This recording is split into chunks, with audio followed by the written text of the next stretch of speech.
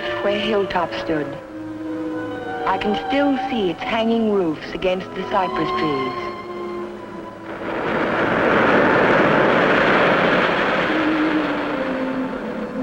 But Hilltop is no more. There is only a scar of jutting rock where once its windows glittered in the California sun. My Aunt Amelia's house still stands next door. I was a welcome guest within its walls, but to me it will always be a house of fear. I was afraid that Sunday morning in September. I was afraid before the doorbell rang.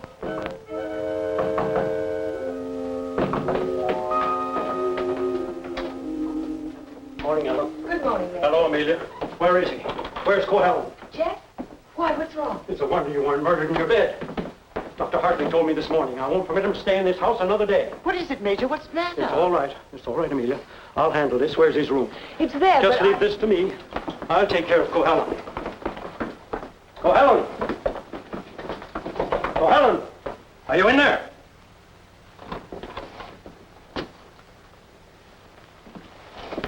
He's gone. He can't be. He said last night...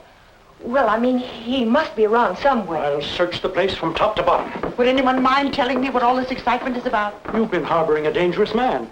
A man who is... Wouldn't it be fairer to Jeff if we waited until we find him and then he can speak for himself? Well, by all means, find him. But where? Well, supposing I look in the garage and see if his car's still there. Just what did Dr. Hartley tell you?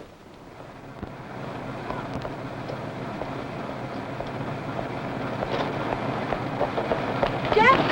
Jeff, are you in there? Jeff!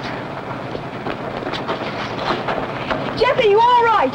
Major Badger! Hurry up! What's the trouble? What's the trouble? What's wrong? Jeff, I'm dead in the motor. Oh, my. Oh, stay out there, Amelia. Come in here, oh, no. We must see what happened to that little boy. Gotta get him out in the air. Amelia, phone for an ambulance. Yes, I will. Come on, Ellen. Right grab away. his shoulders. You grab his legs. You get him out in the air. Come on. Jeff, if only I had listened to the doctor. If you had only listened to him on the train. There was something wrong even then, something terribly wrong. I should have seen it in your eyes the first time we met.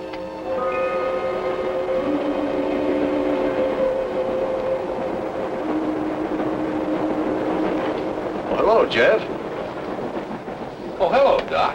Patient in Los Angeles, or were you just doing the town? Oh, medical dinner at the Biltmore last night. What have you been up to? I spent a couple of days at the General Hospital. Those dizzy spells again? Nothing serious, I hope. When I need a doctor, I'll come to see you. I was getting some technical stuff for the Veterans Hospital I'm working on. Didn't I hear somewhere that Ben Sheppard donated the land for it? That's right. Join me in a cup of coffee? No, thanks. I've just had breakfast. I'll see you later then. Oh, Jeff, Yes? I don't like those recurring periods of depression of yours. Why don't you come in and let me give you a checkup? One of these days.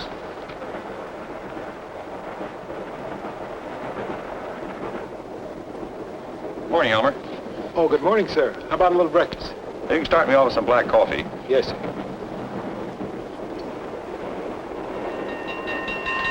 May I? Yes?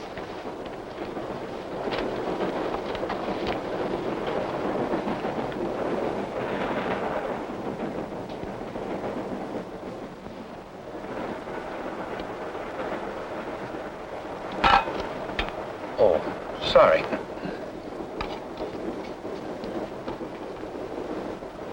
Go ahead, throw it. I'll just save the train from being wrecked. By throwing salt over your shoulder? Oh, by showing proper respect to the powers of darkness. Powers of darkness. What have we here? A disbeliever? Let's see what the tea leaves say about you. Your coffee, sir. Oh, thank you. There's a trick my grandmother taught me. She learned it from an old witch in Ireland. And so you've been drinking coffee ever since? That's beside the point. I see your name scribbled on the bottom of the cup. It starts with an L, doesn't it? It does not. Ah, but it does. The tea leaves never lie. I see it now. L-N. Your name is Ellen. Isn't it? Yes. You'll not be so quick to scoff now, will you? Now, let's see where you're from. I see a large body of water, not so large as an ocean, but the next thing to it. Now, what could that be? Lake Superior. It's the largest lake in America. And you're from Lake Superior? From Minnesota. Now we'll go into your destination. It's Pine Cliff, of course. You wouldn't be on this train. But where in Pine Cliff? I see here an old woman and the letter A. Now, let me see. The old woman is standing in the garden and she's talking to her neighbor. So you're going to the city, she says. And what train will you be coming back on? Saturday's train, he says. Then you'll have a pleasant companion, she says, for my niece Ellen is coming to visit me and she'll be on Saturday's train. You see, the tea leaves never lie. And neither do the tea bags. But how will I know her, I says to Amelia. Sure, now, she says, just look around the parlor car and the prettiest girl there, that'll be Ellen Foster. You're a real Irishman, aren't you? You've obviously kissed the blonde stone. Kissed it, she says. I wear it on my watch fob. And just from what part of Ireland do you come? Flatbush.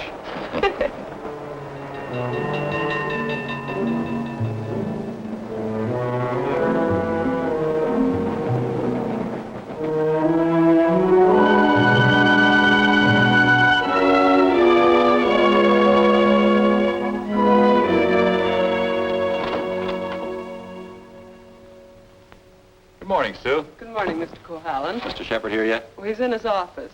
Thank you. I think this would be an ideal site for the beach club, don't you, Keith? Yeah, it certainly would, Ben. Mm-hmm. Busy, Ben? Oh, come right in, Jeff.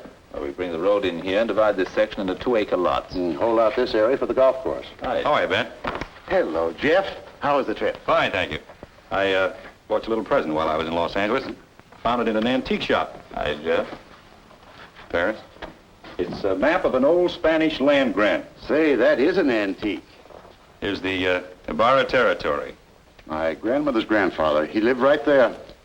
That was before California was a state, wasn't it, Ben? It certainly was. I keep forgetting how long your family's lived here. Only since 1820. Really? Come in. Pardon me, Mr. Sheppard. What is it, Mac? Well, Sue told me you were in here. Did you take any blueprints with you when you went down to the city? No, why? Why, the rear elevations are missing. They can't be. I put them in a file Thursday. Well, they're not there now. Well, they must be. Come on, I'll help you look for them. See you later, Ben. Thanks for the map, Jeff. Glad you like it. Jeff seems to be getting awfully absent-minded lately, doesn't he? Well, the boy works too hard. Maybe so, but... Say, that's quite a map, isn't it? Oh, it's a beauty. Look, here's our beach. That's the old Spanish name for it, Costa del Rey, the Coast of Kings.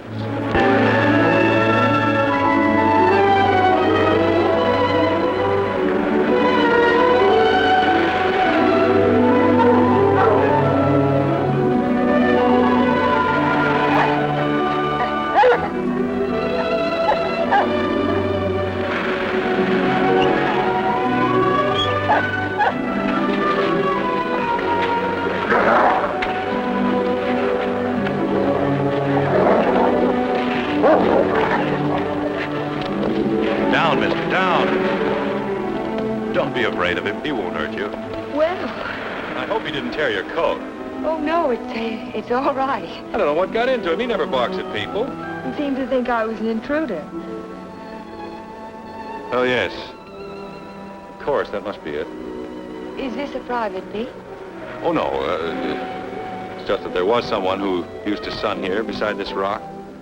Well, I'll forgive him this time. I must say you own a very particular dog. I don't own him exactly. They own me. Shamrock and Mr. O'Grady. Mr. O'Grady? Isn't that an odd name for a German Shepherd? Well, it's Herr von Gradenstein on his papers. I translate it. Well, I guess I ought to go home. I'll walk along with you.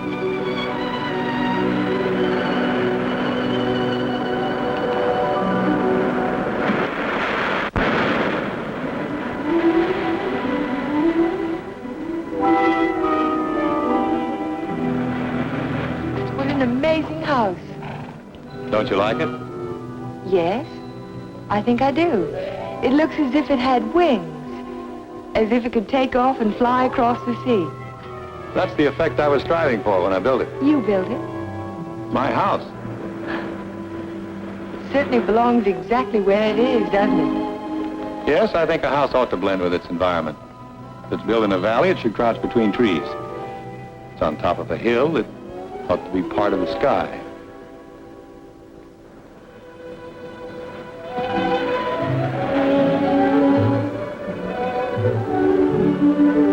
As soon as I put Shamrock up, I'll walk the rest of the way with you. It's nice of you to insist. Isn't it? I'm beginning to like your house more and more. You can't take it all in at the first glance, can you? No, it's like some people that way, I guess. You have to know them a while. Like you, for instance? Yes, I suppose that's true of me, too. We don't have houses like that in Minnesota. Do you mind if I take a closer look at it? I thought you said you were late. Oh, another 10 minutes won't matter.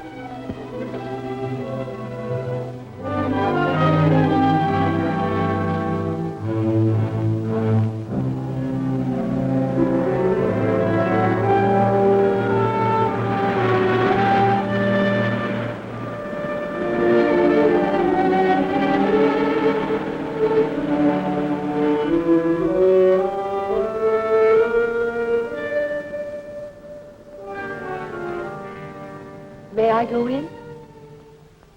Why, of course.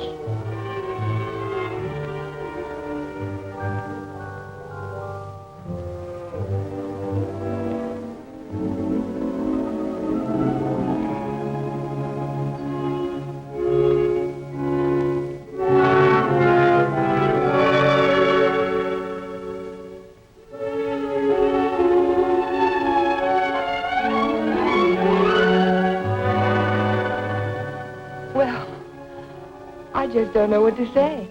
You care for a drink? Thank you. Sherry, all right? Yes.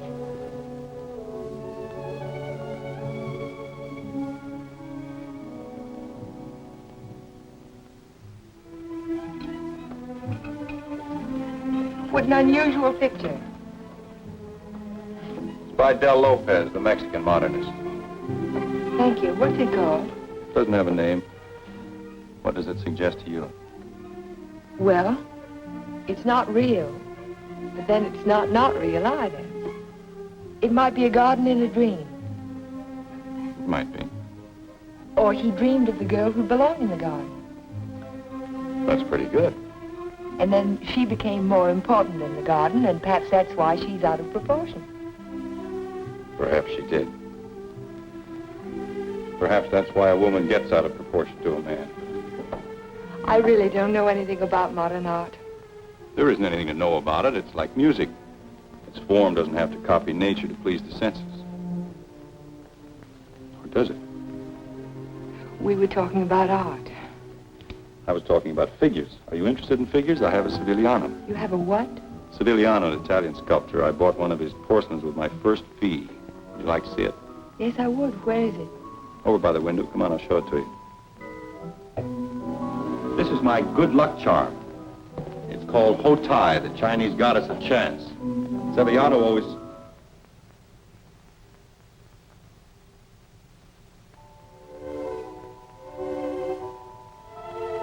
Oh, Jeff, I'm terribly sorry.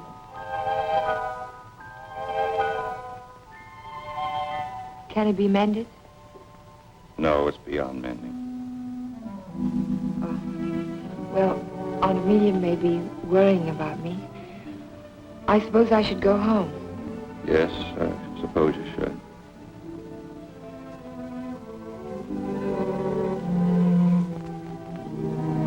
Goodbye.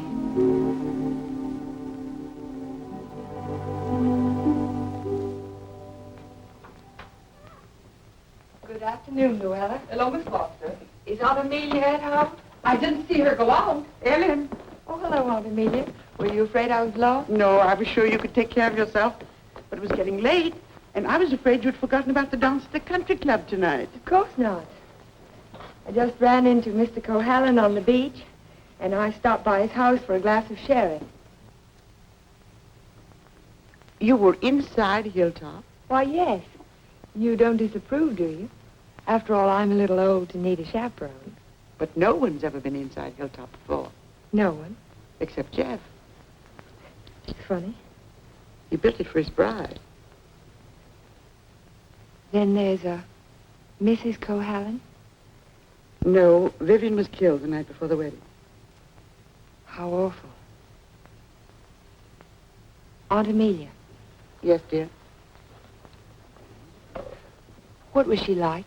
Vivian, she was the most beautiful girl you ever laid your eyes on. She was Ben Sheppard's daughter. Ben Sheppard. Ben owns most of Pine Cliff. That's why it was such a perfect match. Jeff was a protege of his, more like a son. And when he fell in love with Vivian, Ben was delighted. Of course, he adored Vivian, especially after her mother.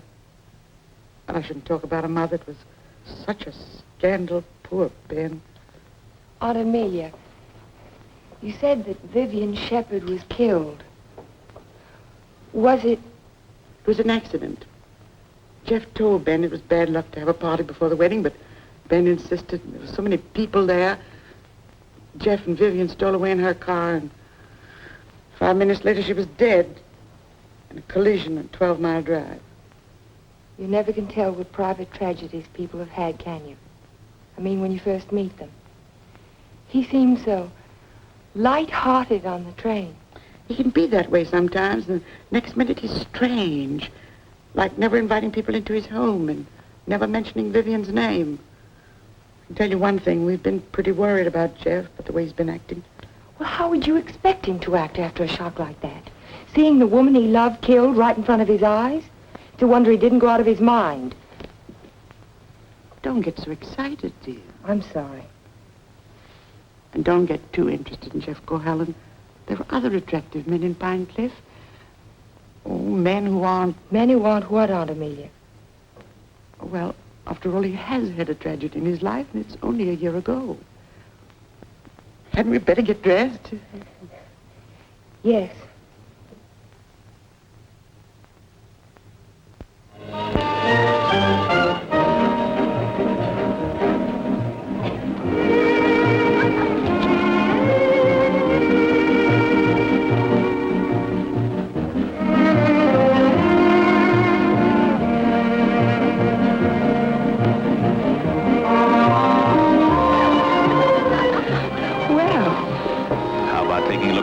Big California mall, huh? I can see it through the window. Yes, what I had in mind was a personally escorted tour. Think of my reputation, Mr. Ferris. But I am thinking of it. A new girl in town seen walking with me in the moonlight while a stag line will give you a rush. I never encourage stag lines. There's no future in them. Well, in that case, we'll sneak out quietly, huh? No, thank you. Thank you, but no. Cold climate, Minnesota. Yes, isn't it? Let's go down to the bar and talk it over. All right. I see you know our local hero. We've met. A charming fellow. Yes, he is. I suppose you'll fall madly in love with him. Everybody else does. Except you, Mr. Ferris. Oh, I think he's just ducky. Did you children enjoy your dance? It was just ducking. Keith, you must sit down and have a drink with us. I thank you. I'd like to. Hello, Amelia. Hello, hello. Welcome home, Dodo. Thank you. Good evening, Major. This is my niece, Ellen Foster. This is Miss Ferris, dear. How do you do? How do you do? And Dr. Hartley. Why, yes, we met on the train. My name is Ferris, too. You, I know. A waltz, Major. Now, you two stay right here and don't you move till we get back.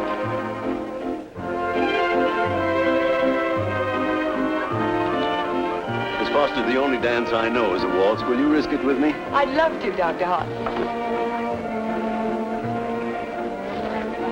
And how were things at the separation center? Did you have a good time? Reno is delightful. I received my discharge papers yesterday. You'll get your copy in the mail. Well, that calls for a celebration, doesn't it? It certainly does. In that case, I'll take you down to the bar and buy you a drink. Oh, really? Oh, come now. We're civilized people, aren't we? Well, I guess it can't do any harm. You know, I think it ought to be a lot of fun, now that we're not married anymore.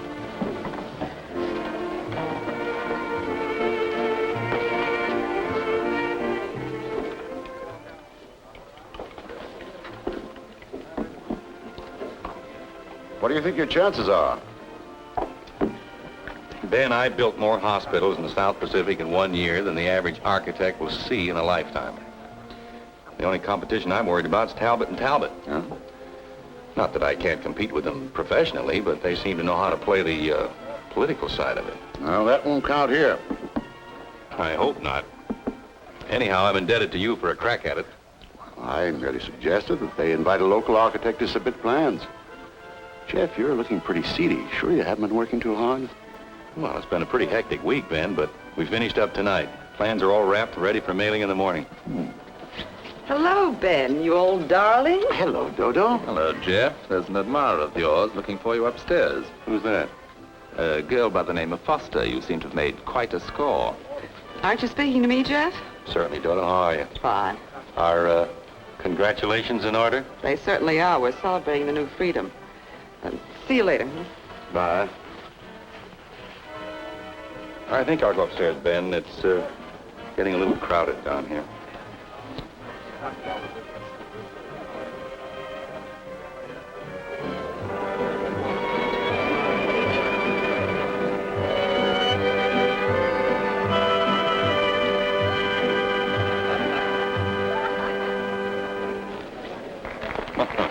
Too long? I'm completely exhausted.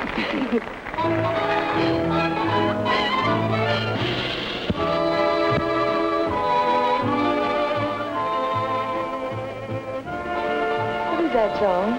Do you know? It's called Don't Forget Me. Oh, I remember. They played it a lot last year. Yes, they played it last fall. Is something the matter? No, I didn't eat my dinner. I guess you shouldn't drink on an empty stomach. Excuse me.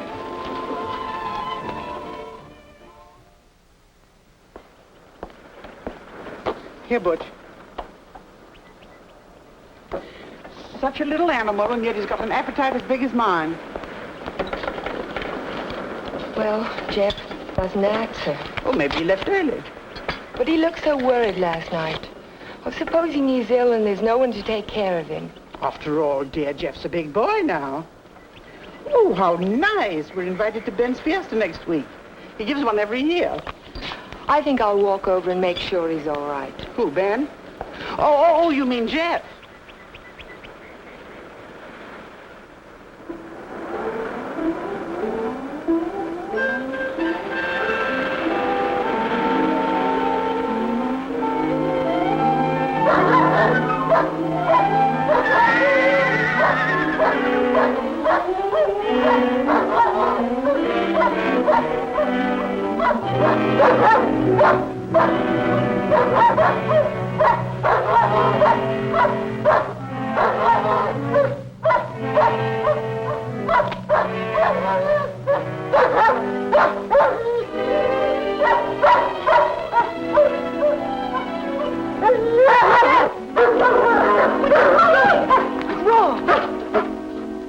Look at his right front leg. It's shattered. Oh, Shamrock. I hate to have to destroy him. How did it happen? I don't know. I don't know how it could have happened. You better wait for me outside.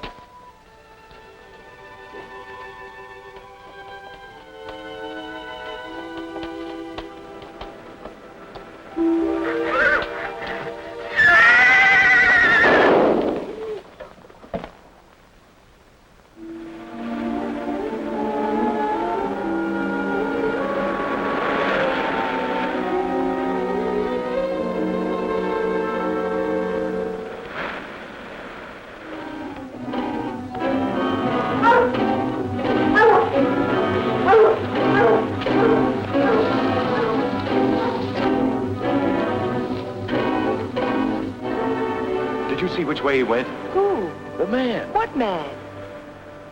He was hiding in the bushes. Didn't you see him? No. I only saw some branches move, that's all.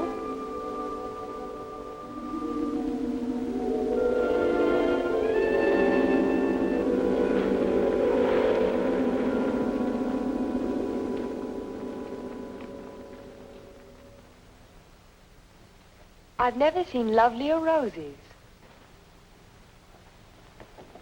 What are they called? Matador, I believe. They grow on the bush out on the terrace. Matador? Of course, after the color of the bullfighter's cape. Or the bull's blood. Jeff, I'm so sorry about Shamrock.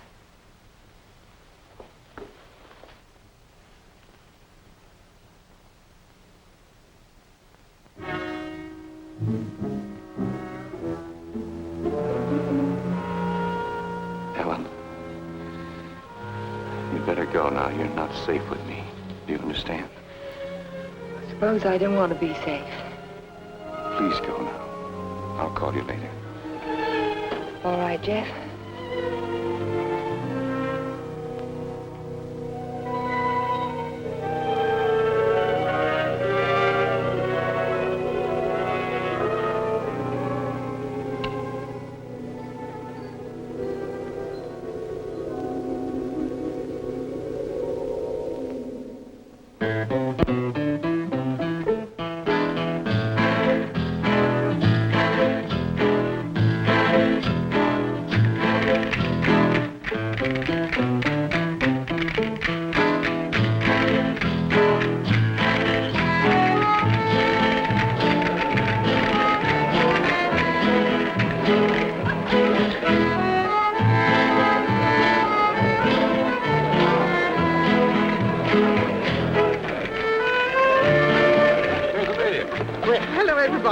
Ben, this is a wonderful farm. Oh, thank you, Amelia. Tell me, have you seen the Major?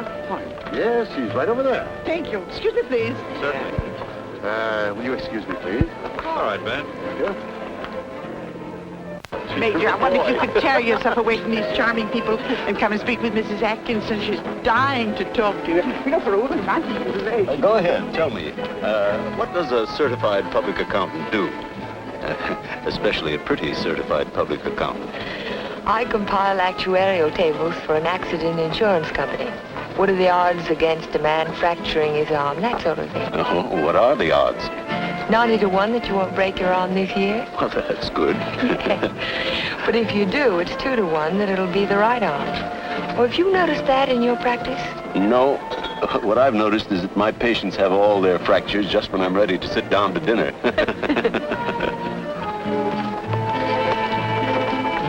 Hey, you. Come here, man. I want to talk to you. Si, senor.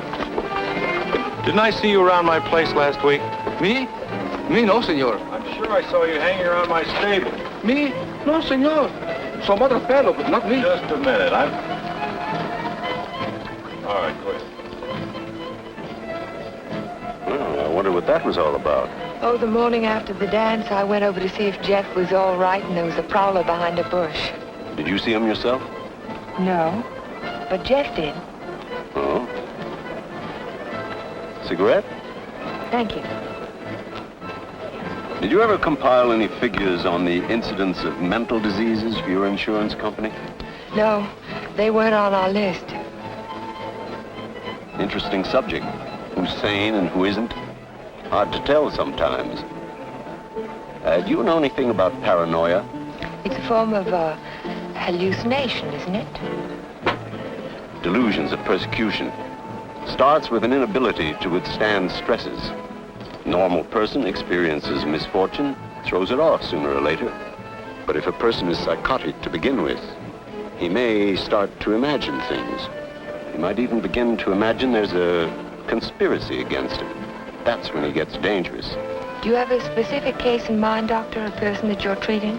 No, it's out of my field. I'm a general practitioner, not a psychiatrist. Senor Doctor. Yes. Lady call on telephone, very sick. You come right away? Did you get the address? Si, senor. Oh, thank you. Forgive me, please. Of course.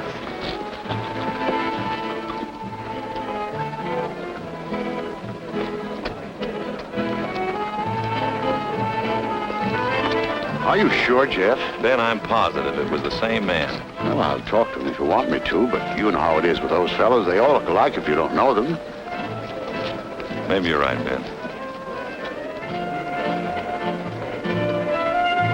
So the guy gets up and he says, Keith, you take a powder. Oh, the guy was bigger than I. So what could I do? Same thing happened to me, only he wasn't so tall. Oh, I remember all too well. Remember that evening? Excuse me, honey. I'll be back in a while. Certainly. Because the rest of the committee feel that a local architect should have the job. Ben, may I see you a moment? Surely. Excuse me, Jeff. Certainly.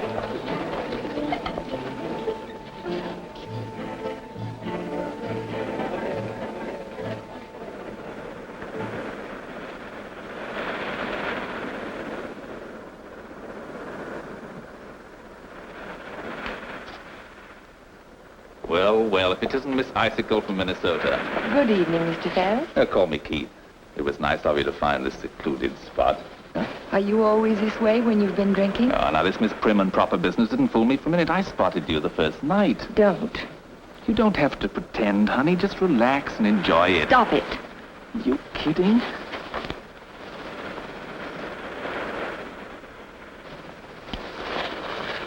Jeff.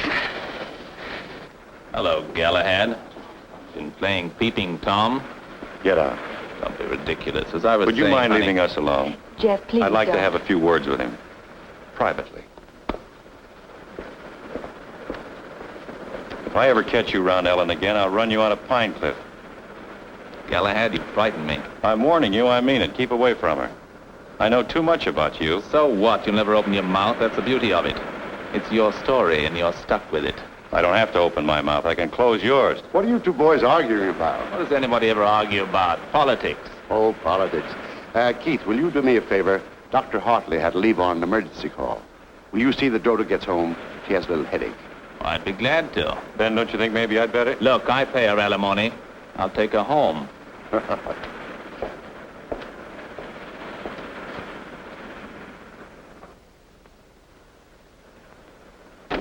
It was a lovely, lovely party, darling. I'm glad you enjoyed it. You're sure I can trust you to take her straight home? Oh, the car knows the way, Ben, all by itself. Good night, then. Oh, Ben. Yes? It might be a good idea to keep an eye on Jeff tonight. See that he doesn't drink anymore. He was getting a little out of control. Thanks, Keith. I'll watch him. Good night.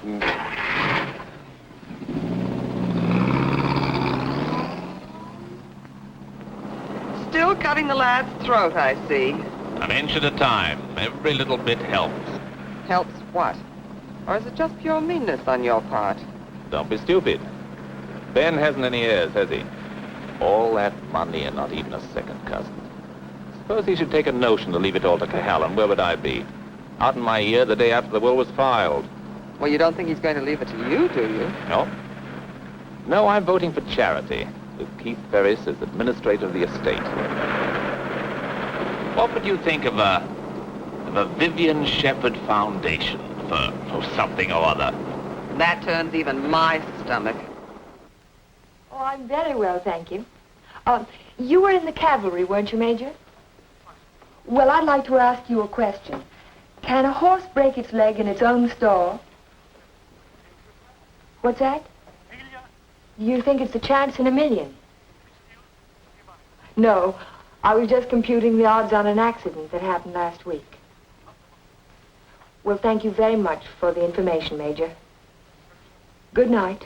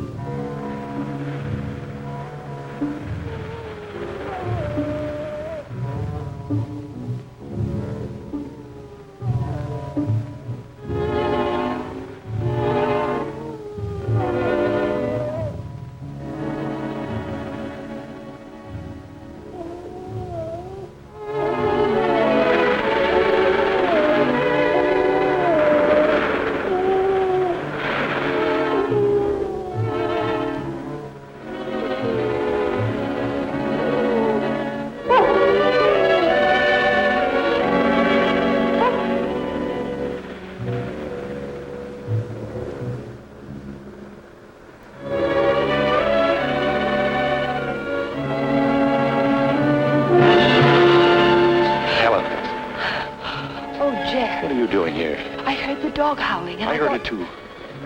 Could you tell where it came from? No. It's around here someplace, but I can't locate it.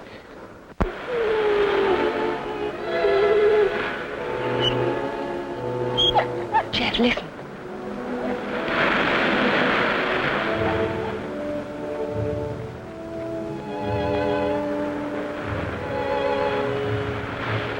What's the matter, mister?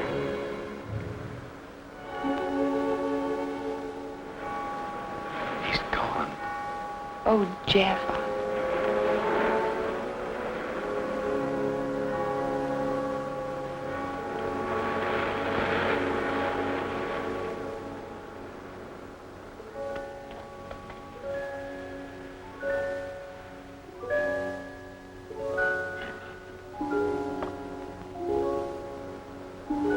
Well, that's about all we can do tonight. Jeff, I want to talk to you. Well, not now.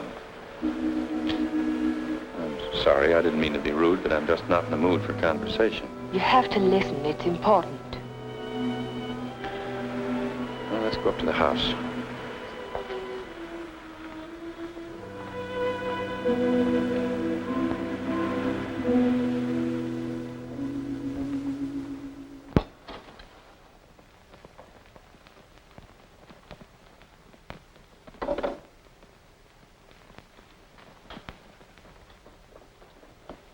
All right, let's have it. I talked to Major Badger tonight. He can't understand how Shamrock could break his leg in his own stall. Well, he hasn't anything on me. I can't understand it either. Unless it's bad luck. Don't call it luck, Jeff. What would you call it? I'm not sure. A few days ago, this rose was on your matador bush. It was alive and beautiful. Now it's dead.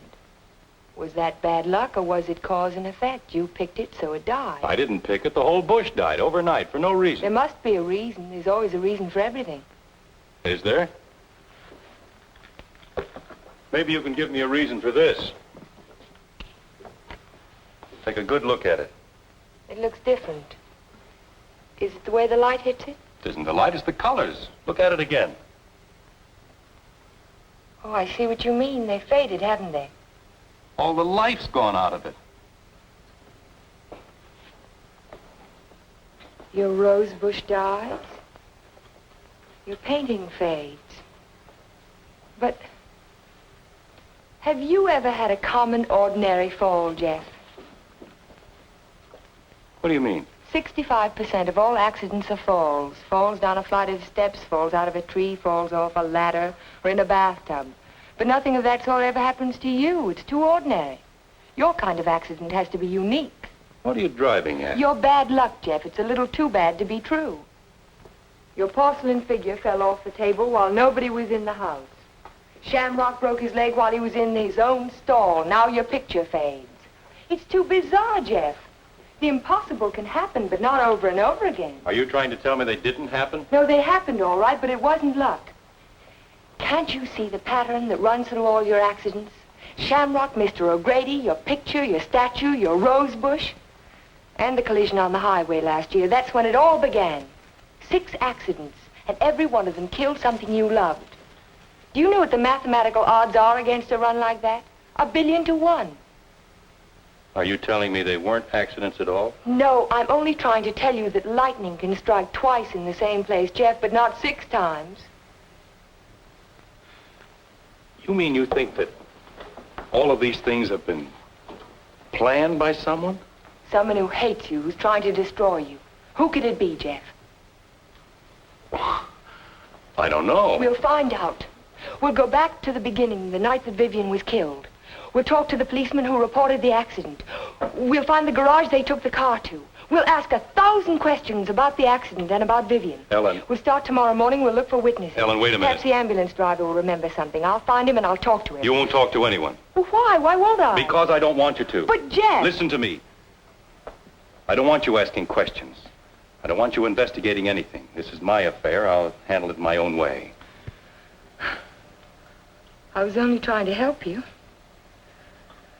Well, now you've let me know where I stand. You don't want any help from me. All right, then, do it your own way. Ellen, listen to me. Just don't let any black cats cross your path. And if you see a horseshoe, pick it up and spit on it and throw it over your shoulder. That ought to take care of everything. Ellen.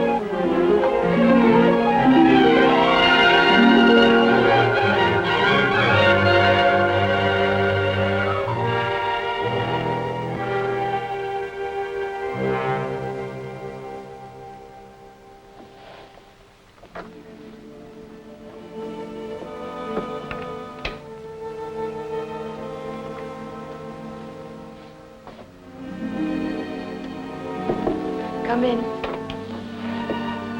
Hello, Aunt Amelia. You didn't tell me good night, dear. I'm sorry. Is anything wrong? No, there isn't anything wrong. There isn't anything right either. I saw you come home. You were at Jeff's again, weren't you? Yes. I don't want you to think I'm an old busybody, but I'm all the family that you have, and it would help you to talk to someone. What is there to talk about? He doesn't love me, he never will. He's in love with a memory. I tried to warn you to be sensible. Sensible. I love him. I've got to help him if I can, whether he likes it or not. I know. Good night, dear. Good night, Aunt Amelia.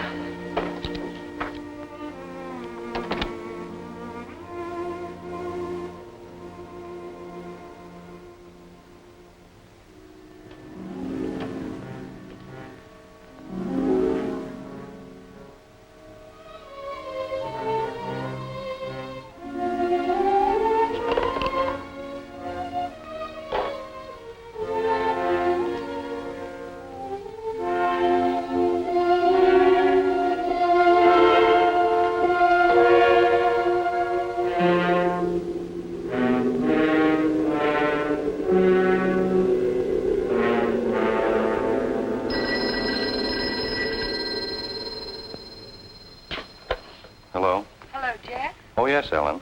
I've taken your painting to an art shop. You did what? I found out some very important information. If you come over tonight, I'll tell it to you. No, I can't tell you now. Look, I thought you understood I was going to handle this in my own way. Don't argue, Jeff. Just come on over. Goodbye. Well, what do you think? It's hard to understand why it's faded. The artist didn't use pen colors, he didn't even use tempera. There must be a reason. I would say this was painted with London watercolor. That's the best you can get. Nothing fades them except continuous exposure to strong sunlight for at least a month. That's impossible. I can't imagine what caused it. Well, I tell you what I can do. I can talk to a couple of artists I know.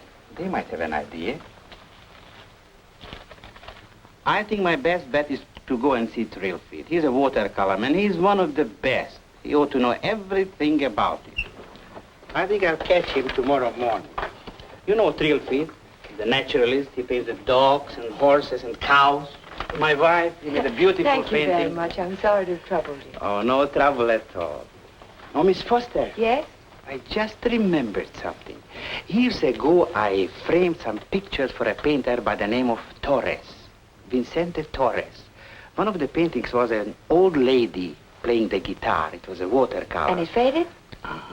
The man who bought the picture took sun lamp treatments that winter, and he took it on a couch right under the painting, and he was mystified why the color faded. So Vicente found out that the rays from the sun lamp broke down the pigment. Can you remember the name of the man who owned that picture? I don't think I ever knew. It was some local man. What about the artist? Is he still in Pine Cliff? Torres? He died 5 years ago. Oh. Thank you again.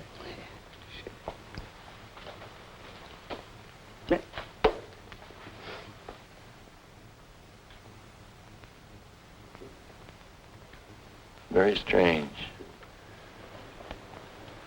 Have you told anybody else about this? Of course not.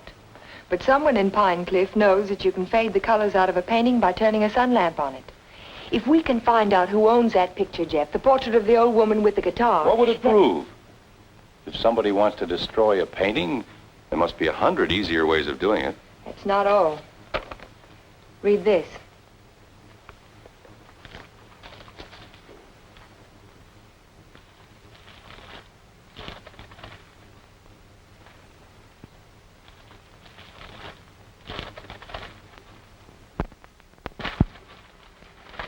Arsenic?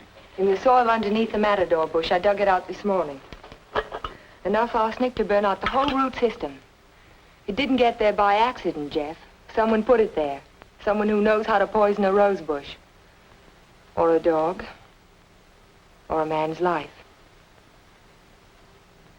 Would you really like to help me? You know I would. Then forget it. Forget the whole thing. But there was poison in the root system. The chemist told me. You never saw the chemist. You never heard of a portrait of an old woman with a guitar. Do you understand? No. No, I don't understand. Jeff! Jeff! Your house. Look out the window. I saw it from upstairs. What? It's burning.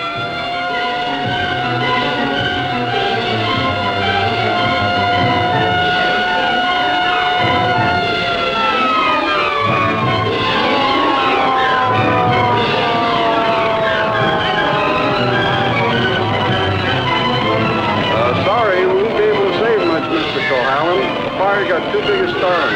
Everybody stand back. Out of the way, please.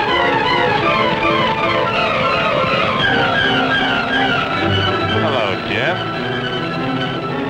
It's a lovely fire, isn't it? You know, you can see it for miles.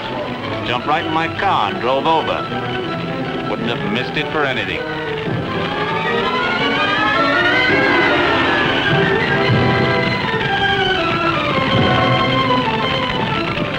So sorry, Jeff. Such a beautiful house. I'm glad it's gone.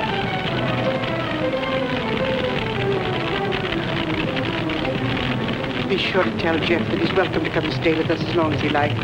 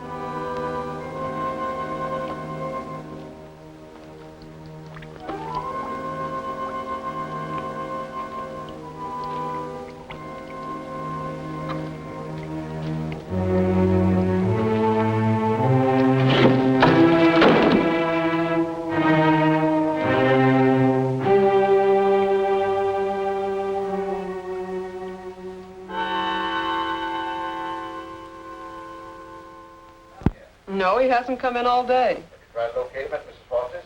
Yes, I did, but he left the house early this morning. Well, wait a second. Here he is now. Good, good. Have him come right in. Mr. Sheppard wants to see you. So I hear. He'll be right in. Thank you. He's here now, Stacy. Hello, Ben. I didn't mean to keep you waiting. It's quite all right, Jeff. I'm terribly sorry about what happened last night. I know you are, thanks. I wouldn't bother you about anything today ordinarily, but Mr. Rogers just came to town. Stacy Rogers, chairman of the hospital committee. Oh, of course. How are you, sir? Glad to know you. This is the Jeff Cohalan I recommended to you. Yes, we examined your plans last night, Mr. Cohalan. Good, clean, modern lines. Thank you. I'm sorry we couldn't give you the job. You couldn't, what? I was just about to tell you, Ben. We decided on Talbot and Talbot. You did? Well, this is a surprise, Stacy. Which was it, Mr. Rogers? Politics or stupidity? I beg your pardon. If they'd given it to Magruder or Chesney and Pike, I wouldn't have said a word because I know the boys would have gotten a good, modern hospital. But Talbot and Talbot haven't had a new idea since Burnham did the Flatiron building. Oh, now, take it easy, Jeff. Oh, they're not architects. They're political finaglers. Maybe you can tell me just one detail in their plan that was an improvement over mine. Name just one. Young man, your attitude doesn't deserve a reply. But since you're a friend of Mr. Sheppard's, I will say to you that no member of the board, myself included, could understand how a reputable architect would submit his design for an important building with no interior detail whatsoever. No detail? There were 17 blueprints of the interior, right down to the placement of the operating tables and surgery. You may have drawn them, young man, but you didn't send them to us. There were no interior details? None at all. Could they have been misplaced somewhere in your office? Not possibly. The sealed packages were opened in the presence of the entire board. Maybe you misplaced them, Jeff. You know how absent-minded you've been. Suppose you can find the duplicates. Would the board be willing to reconsider? That's impossible. The contract has already been awarded.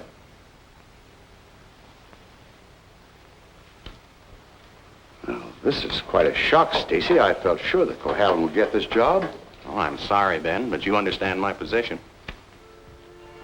Jeff, you weren't going off without me, were you?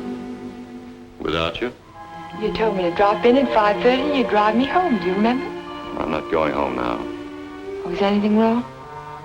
Everything's wrong. Come on, let's get out of here.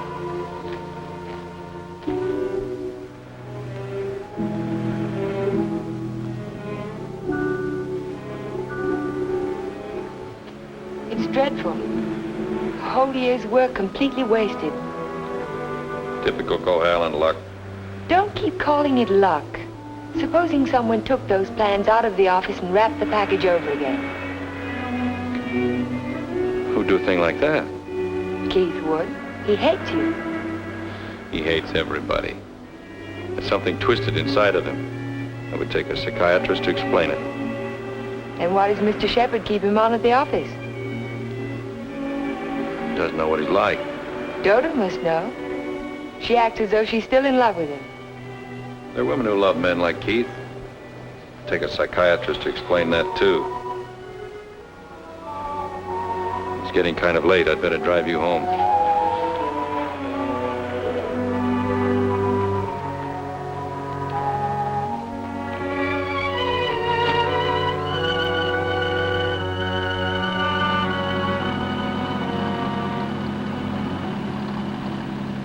Isn't this near where...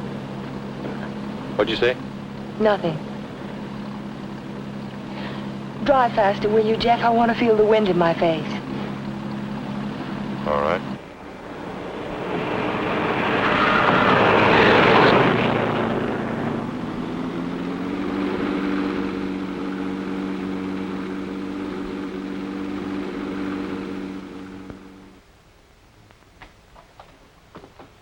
Here you are, Miss Foster. 296 Hall Street, Fall River, Massachusetts. Thank you very much, Sergeant. Just one thing more. The accident happened on 12 Mile Drive, didn't it? That's right. Just 3 miles from Pine Cliff. Thank you very much. Traffic Department. Miss Foster. Who? Just a minute, please. Oh, Miss Foster. It's for you. For me? Hello? Miss Foster? This is Dr. Hartley. Oh, hello, Doctor. How on earth did you know I was here? My office is just across the street. I saw you go into the police station as I parked my car. Are you in trouble, Miss Foster? In trouble? Why, no. I mean, not exactly. I think you better drop into my office. Can you come over right away? Well, I have a long-distance phone call to make first. Well, just as soon as you complete your call. Yes. I think I could come by in about 20 minutes. Thank you.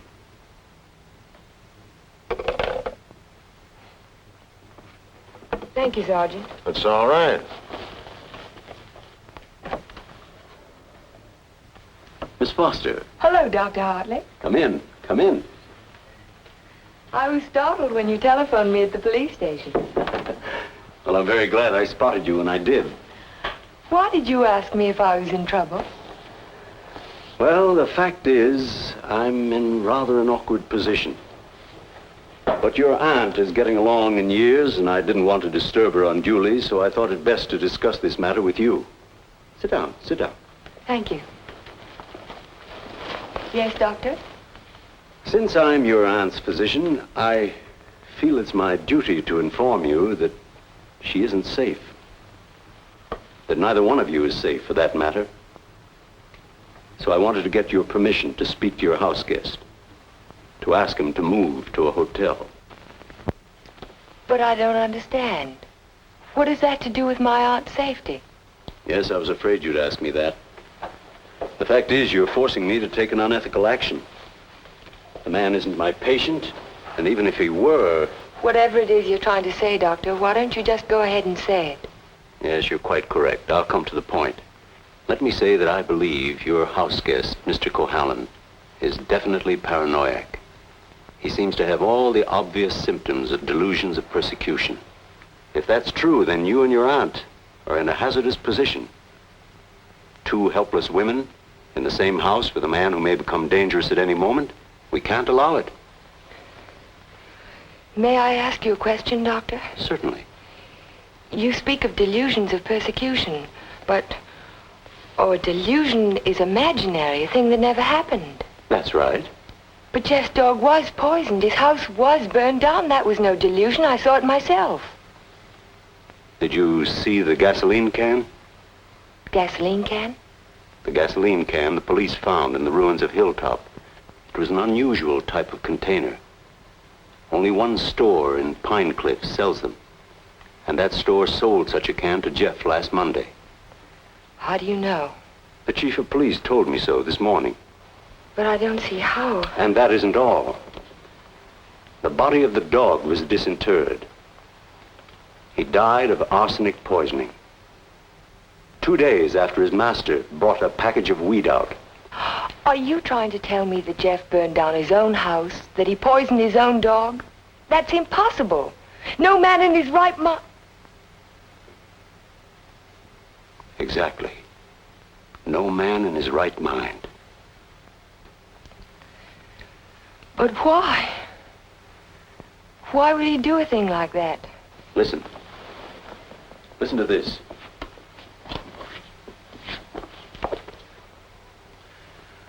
Once the feeling of guilt is firmly established in the subconscious, the patient may do injury to himself as a form of penance or self-imposed retribution. Such actions may be taken without conscious volition and will often disappear entirely from the memory stream, so that the patient is later unaware that his injuries were self-inflicted. That's my theory, that Jeff is suffering from feelings of guilt, and he's unconsciously punishing himself for it. Guilt? You keep talking about guilt. I don't understand you. What is he guilty of? His fiancée was killed in an automobile accident a year ago, and he was at the steering wheel at the time. It would be an unusual man who didn't reproach himself under those circumstances, even if he was blameless. And if he thought he was responsible for the death of the woman he loved, if the thought began to prey on his mind, it's rather an obvious theory, isn't it? Yes. Then I have your permission to speak to him. I'll be as tactful as possible. No, not yet. Not until Friday. Friday? I've got to have time to think about it. I'll be very careful, but promise me you won't speak to him yet. Well, I can't force my opinions on you, Miss Foster, but I must emphasize as strongly as I can that delay can be dangerous. Extremely dangerous. I'll be very, very careful, Dr. Hartley. I hope you will, Miss Foster. Thank you.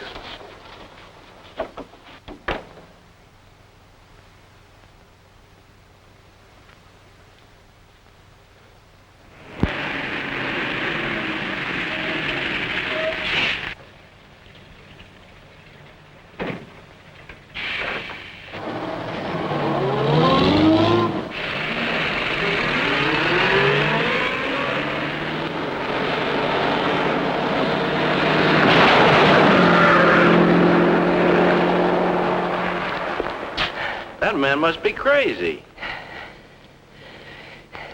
Thank you very much.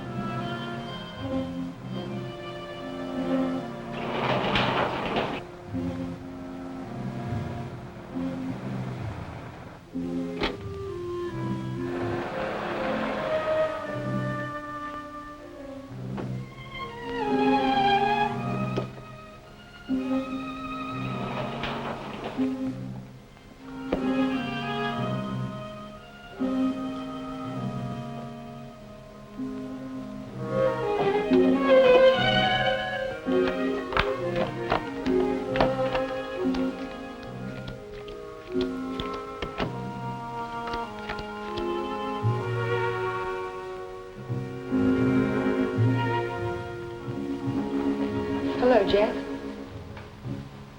Hello.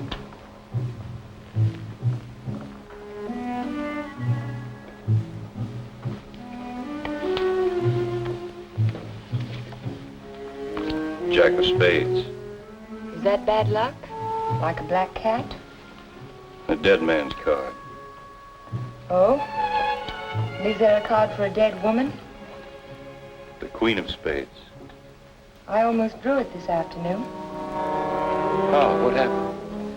Oh, I just gotten off the bus and was waiting to cross the street and a car nearly ran me down.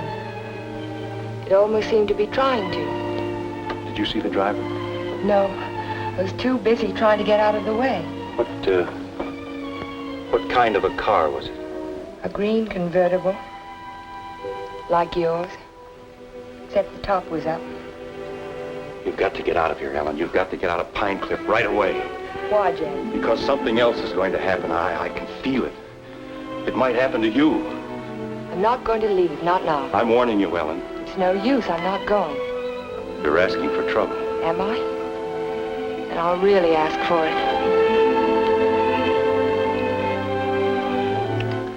Watch yourself closely. Watch yourself every minute. Don't trust anybody. Not even you?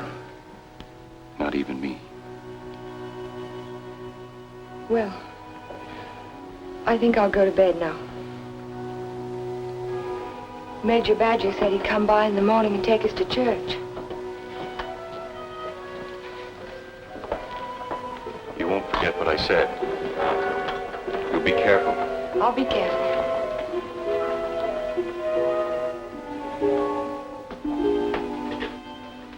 Jeff. Yes? How long have you known Dr. Hartley?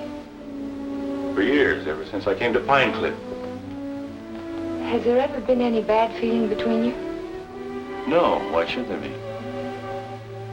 Well, he thinks that the shock of Vivian's death might have affected your mind. He thinks that you might be paranoid. But you don't think so, do you? No. I don't think so. Good. Good night, Jeff. Good night, Ellen.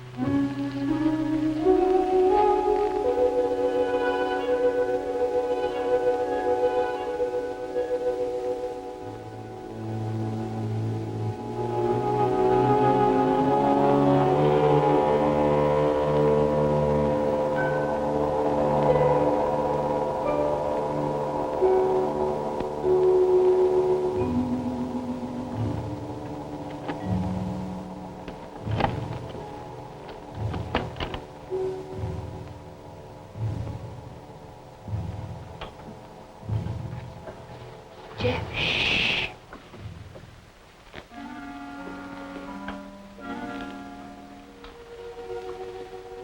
I had to see you again.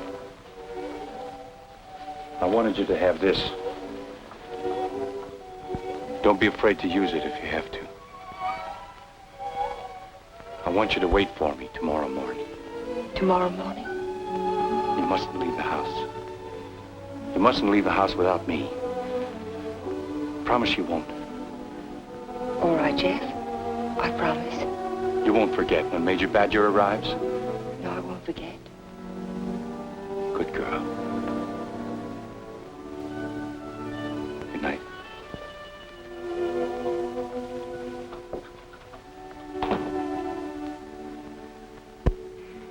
We found Jeff early the next morning. I can still smell the fumes of the gasoline as we pulled his body from the car. But somehow it didn't quite ring true. I couldn't believe that Jeff would try to kill himself. No suicide note was found, but the local architect was discovered in the Foster garage with the door closed and his car motor running. He was immediately removed to City Hospital, where latest reports from Dr. Raymond Hartley advised that Cohalan is now definitely out of danger. On the national scene, Congress resumed its discussion of the Morse-Conlon bill today. Labor spokesmen have announced that they will request an amendment guaranteeing... I'd like some more coffee, nurse. With cream and sugar? How did you get by the no visitors sign? I walked right straight past it to ask you a question. Oh, you did? Well, suppose you walk right straight past it again, going the other way. Not till you've answered my question. Would you rather I rang for a nurse? Oh, you weren't that way on Saturday night when you needed me. I made you a promise then and I kept it. Now I think you owe me the answer to one question.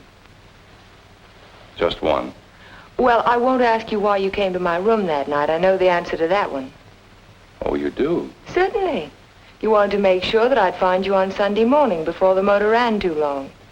You probably didn't start it until after the major rang the doorbell. You don't miss much, do you? You counted on that, too. You knew that when we couldn't find you in your room, I'd think of looking in the garage and thank you to see if your car was still there. You have all the answers, haven't you? All except one. Why did you fill those buckets with gasoline? Fill the buckets? Oh, you saw that, too? Yes. I wasn't filling buckets. I was draining the gas tank. So if you didn't show up in time, the motor would stop running as soon as the gas in the carburetor was gone. But why? Why did you do it? You had your question. Don't be technical. Why did you pretend to commit suicide? When that car almost ran you down Saturday morning, you don't think that was an accident, do you? I couldn't get you to leave town, so I had to give him a different target. Different target? Me. Man doesn't kill my rose bush and my horse and my dog and then stop there. He must want to kill me. I can't wait any longer, not while strange automobiles are trying to run you down on the highway. I've got to force his hand now. I want him to think that it's safe to take a shot at me.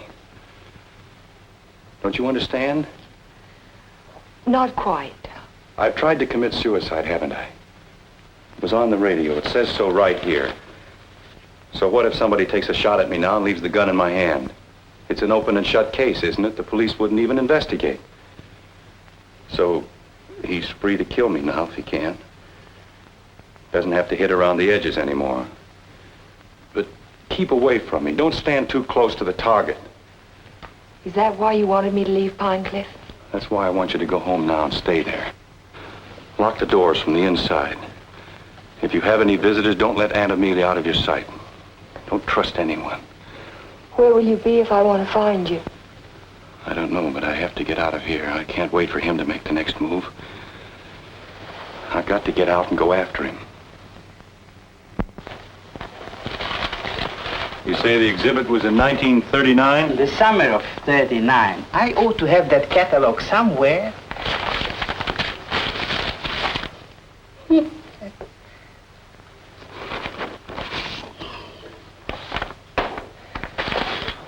Here we are. And there's a list of all of the exhibitors in here? In the back of the book. Practically every artist who might have known Torres.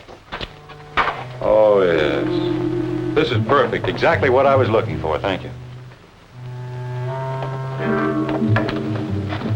Good afternoon. Yes? Are you Mr. Strabini? Strabini? Yes, that's me. Did you ever know an artist by the name of Vincente Torres? Vincente Torres? Yes. No.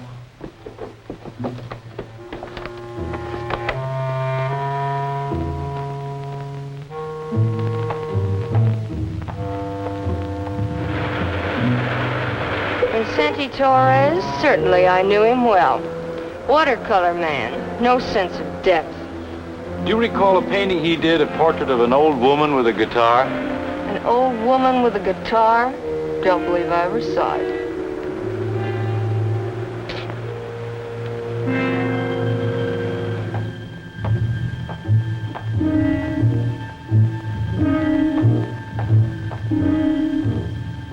The old woman with the guitar? Yes, I remember when Torres painted it. It was during his Renoir period. Do you remember who he sold it to? Didn't know he ever found a sucker. It was a piece of tripe. Well, thank you. Not at all.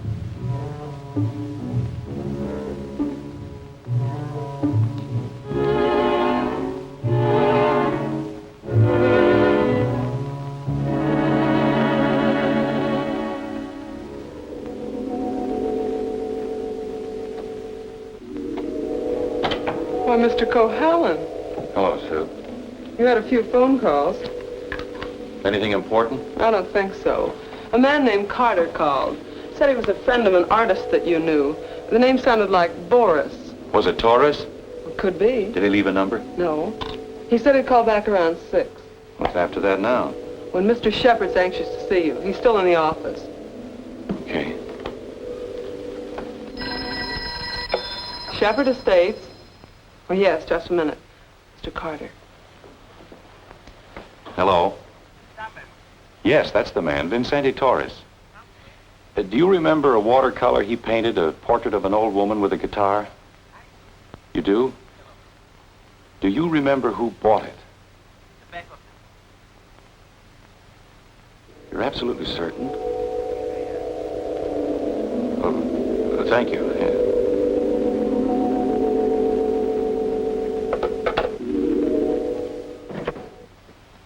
Oh, you're just the man I've been looking for. They wouldn't let me in the hospital, and you seem to have disappeared since you got out.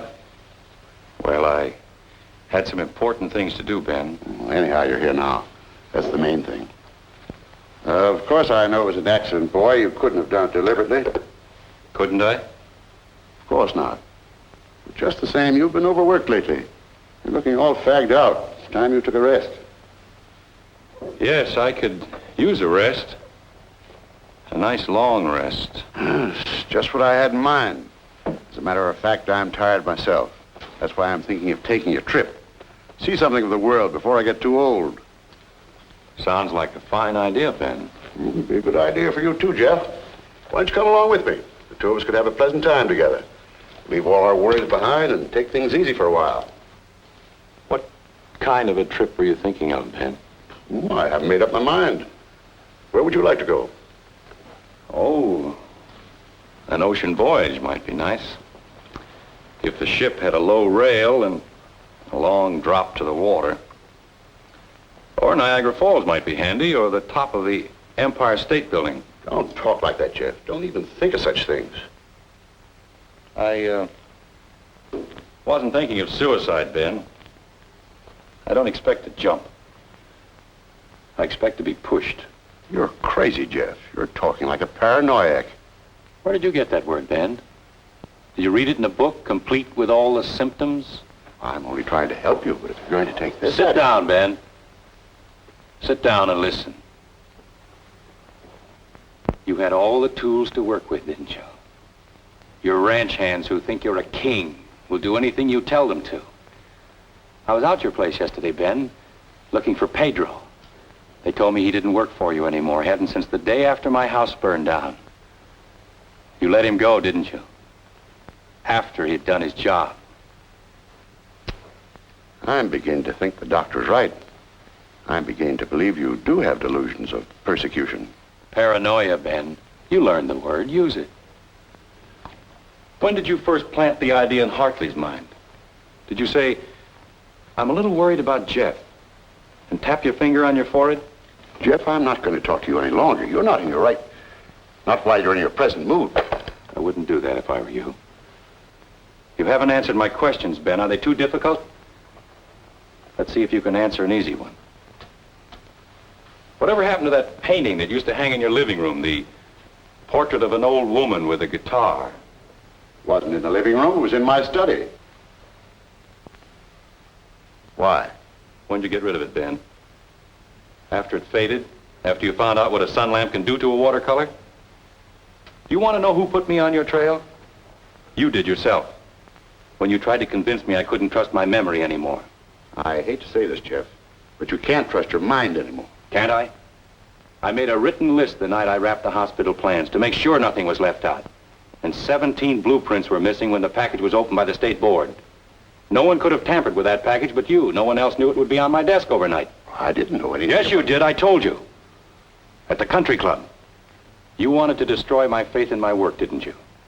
It was the only thing I had left. Oh, Jeff, this is ridiculous. That's what I thought at the beginning. But once I began to suspect you, it all fitted together. I even remembered that your foreman was in the store the day I bought the can of gasoline. That gave you an idea, didn't it? Yes. It gave me an idea. How do you like your own medicine? How do you like waking up every morning wishing you were dead? Then you don't deny it anymore. No.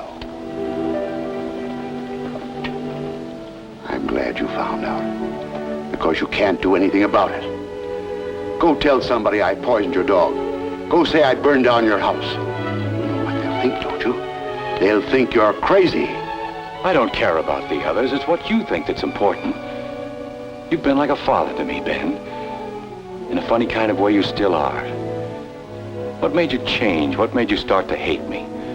Was it Vivian? You killed her. I did everything for you that one man can do for another. And how did you repay me? You murdered her. Not murder, Ben. Not murder. A drunken man at the wheel of an automobile. What is he if he isn't a murderer? Can't go in there. No, get out of here. Can't go in there. No. Ellen, what are you doing? Jeff. Mr. Sheppard, this is Mr. Nelson of Fall River, Massachusetts. Last year he was driving through California, and when he reached Pine Cliff, he had an accident on 12 Mile Drive. Is this the man who was driving the car in which the girl was killed? Well, you said not to say anything when you paid my damages. Go ahead, answer. No. No, it wasn't. It was that fella back there.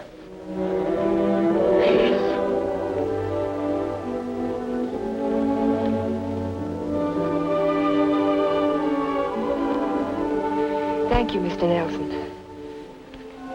I tried to keep it from you, Ben.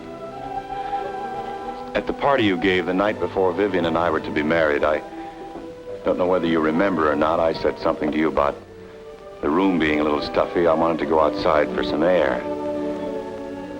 I was really looking for Vivian.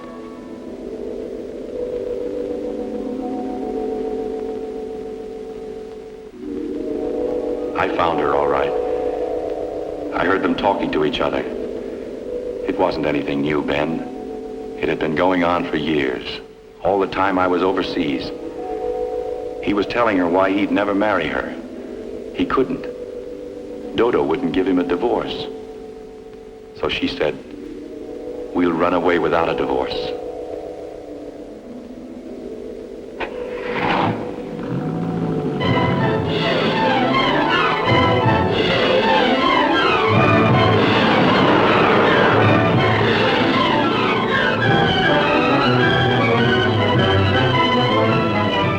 On the 12 Mile Drive. I didn't know where they were going, but I knew I had to stop them if I could. He was going as fast as the curving road would let him.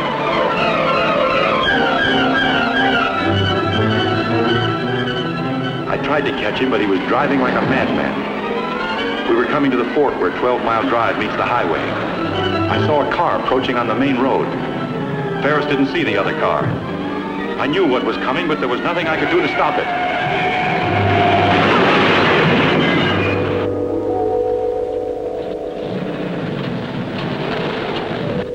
I jumped out of my car and ran toward the wreck.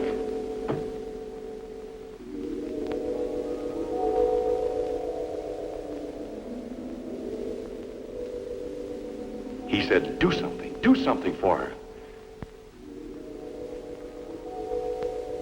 But there was nothing anyone could do for Vivian. There was only one thing left to do for anybody. I told him to take my car and get away from there. I didn't want you to find out how she died, Ben, or what she was really like.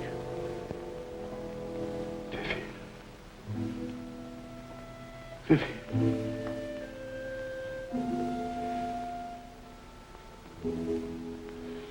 I'm sorry you had to know, Ben. Even now.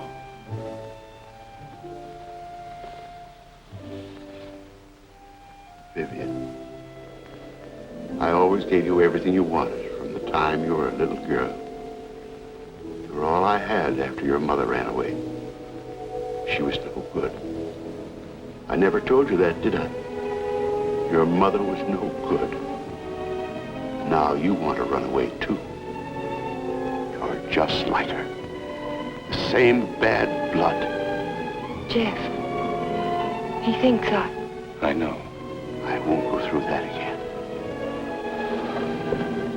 I'll kill you first. I'll kill both of us. My shoulder. Ben, put down that gun. Put it down. She ran away. She ran away from me. Call Dr. Hartley. Well, you finally fixed me with the old man, didn't you? But you'll never get any of his money now. He's as nutty as a squirrel. Now get out of here.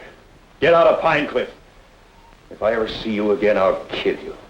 Dr. Hartley, this is Ellen Foster. Will you come over to Mr. Sheppard's office right away? Yes, it's urgent. Thank you. It's all right, Ben. Everything's going to be all right.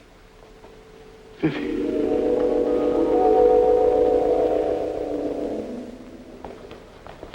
Well, Doctor, will he live? He's healing beautifully. No infection, no complications, simple perforation of the deltoid. And all the time I thought it was my shoulder. You won't need that thing anymore. Good. Here. He'll be as good as new in a week. Tell me about Ben. Well, Amelia, Ben was the psychopath, of course, from the beginning. I ought to have suspected it, of course. Now he's had what the psychiatrists call a catharsis. He's brought his troubles out into the open. Ellen helped to bring them out when she phoned Fall River. He'll be all right now, in time. Well, I'm very happy to hear that. Well, I hate to drag myself away, but the ill and injured are waiting. I'll see you to your car, Doctor. Bye, Ellen. Jeff? Goodbye, Dr. So long, Doc. And now, young lady, suppose you come along with me.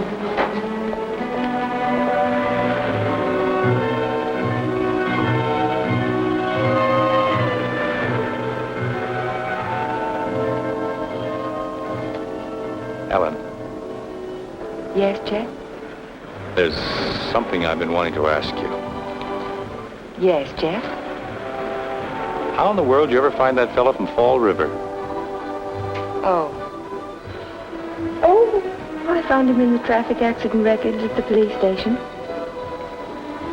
What made you think of him? The way you drove your car on 12 Mile Drive the other night. You could never have driven so recklessly with me if you'd been at the wheel when Vivian was killed. Not on the same road in the same place at the same time of night. You're pretty smart, aren't you? No. Yes, you are. You're very smart. No, I'm not. Oh, yes, you are. No, because I thought that you loved her. I thought you loved her all the time. I never really loved anyone but you.